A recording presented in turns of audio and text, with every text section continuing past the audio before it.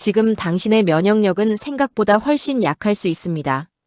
매일 하는 습관 하나가 면역력을 떨어뜨리고 있다는 사실 알고 계셨나요? 반대로 특별한 약 없이도 일상 습관만으로 면역력을 크게 높일 수 있습니다. 오늘 영상에서는 과학적으로 검증된 면역력 강화 방법을 알려드립니다.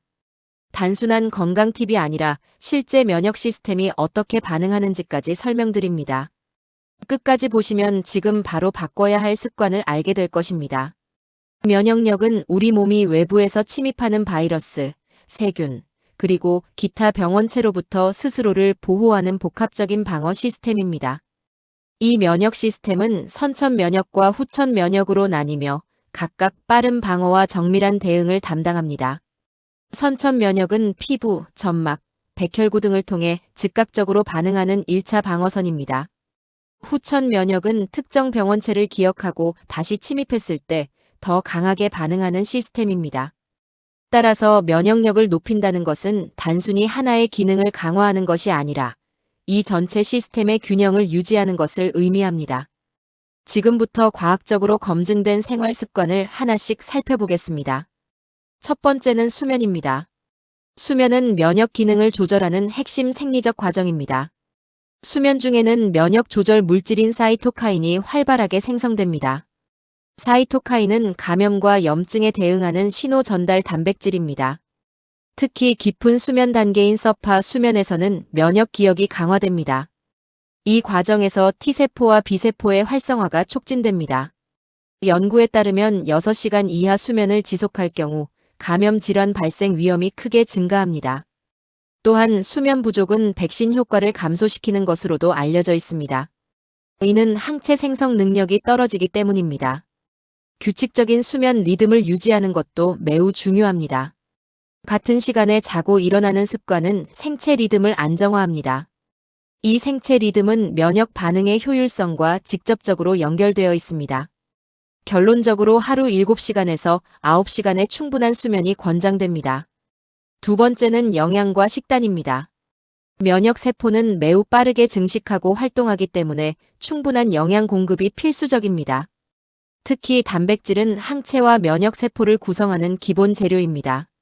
단백질 섭취가 부족하면 면역 반응 자체가 약해질 수 있습니다. 비타민C는 활성산소를 제거하는 항산화 작용을 통해 세포 손상을 줄입니다.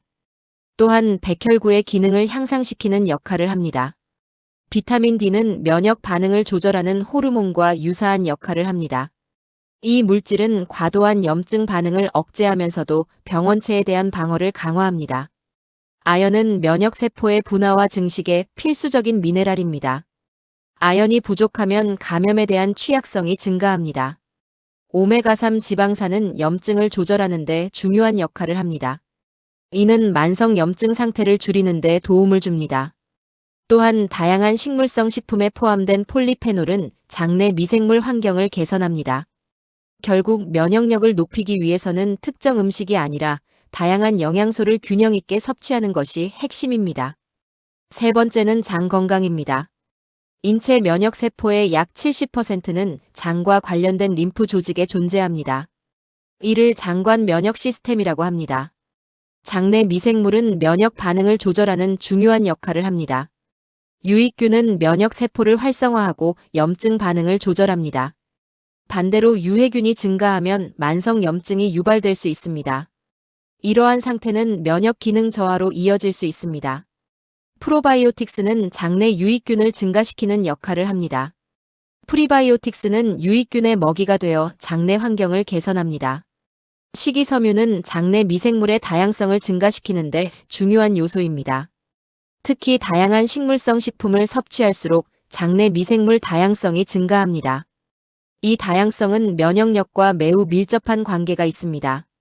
네 번째는 운동입니다. 운동은 면역세포의 순환을 촉진하는 중요한 요소입니다.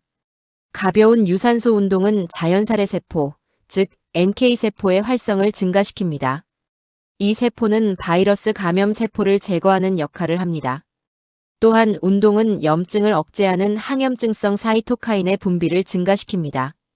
하지만 고강도 운동을 장시간 지속하면 오히려 면역 억제 상태가 발생할 수 있습니다. 이를 운동 후 면역 저하 구간이라고 합니다. 따라서 적절한 강도의 규칙적인 운동이 중요합니다. 주 3회 이상, 하루 30분 정도의 중강도 운동이 권장됩니다. 걷기, 수영, 자전거 타기 등이 대표적인 예입니다. 다섯 번째는 스트레스 관리입니다. 스트레스는 면역 시스템에 직접적인 영향을 미칩니다. 스트레스가 지속되면 코르티솔이라는 호르몬이 증가합니다. 코르티솔은 단기적으로는 염증을 억제하지만 장기적으로는 면역 기능을 저하시킵니다. 특히 T세포의 기능이 억제되어 감염에 취약해질 수 있습니다. 또한 스트레스는 장내 미생물 균형에도 영향을 미칩니다. 이는 면역력 저하로 이어질 수 있습니다. 명상이나 심호흡은 자율신경계를 안정시키는 데 도움이 됩니다. 취미 활동은 스트레스 호르몬을 감소시키는 효과가 있습니다. 사회적 관계 또한 면역력 유지에 중요한 요소입니다. 실제로 외로움은 면역 기능 저하와 관련이 있는 것으로 알려져 있습니다. 여섯 번째는 햇빛과 비타민 D입니다. 비타민 D는 면역세포가 병원체를 인식하고 반응하도록 돕습니다. 이 물질은 항균 펩타이드의 생성을 촉진합니다.